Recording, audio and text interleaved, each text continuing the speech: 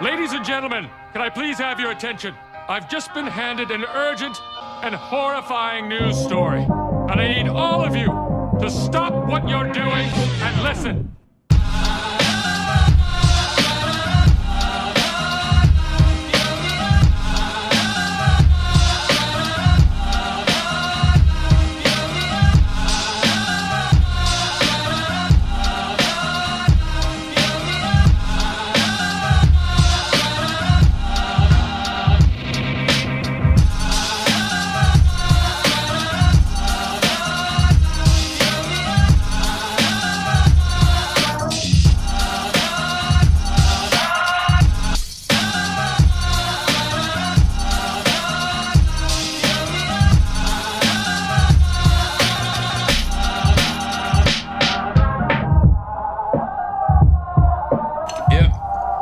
Bits of real panther, so you know it's good.